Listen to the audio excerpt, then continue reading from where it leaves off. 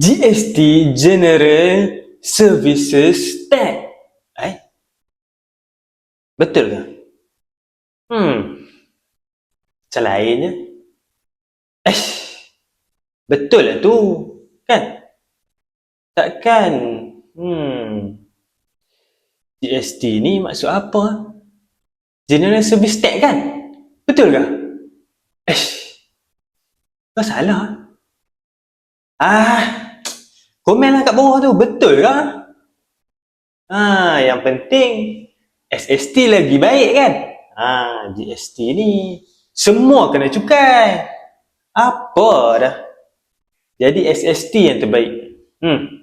Ya, betul. SST terbaik untuk rakyat Malaysia semua. Kita semua kena cukai. Bayarlah lebih sikit. Kalau nak makan avocado tu, kita kena bayarlah lebih sikit. Apalah orang kaya kan makan. Jadi lepas ni nak makan apple pun, kenalah bayar SST. Kenalah cukai. Aduhai. Heran dan pelik lah. Apa ni? Macam mana ni boleh jadi pemerintah ni? Term pun salah ni. Terma pun salah ni. Nama si Kantam pun salah. SST lebih baik.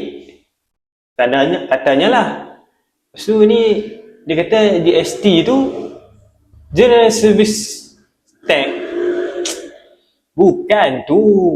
GST sebenarnya Good and Sales Tax. Macam mana boleh jadi pemimpin ni? Heran betul lah. Lepas tu kata lebih baik SST. Ni nak kena pula buah-buah import ni semua kena cukai lepas ni. Jadi B40 ni tak apalah. B40 kita makan buah rambutan, buah durian, buah yang tak kena cukai. Kalau nak makan avocado tu, kenalah bayar cukai. Bayarlah lebih sikit.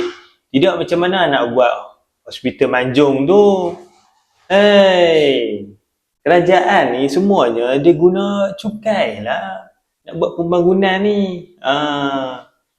Lepas tu, kalau ada lebih sikit, kami sakau lah. Kami pun nak anak isteri hidup senang lenang, 7 keturunan.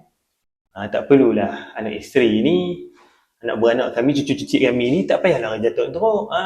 Lahir-lahir terus ada apa yang ada hari ni. Maklumlah, kehidupan ikut Yahud dan Nasara nak jadikan dunia ni syurga. Sedangkan dunia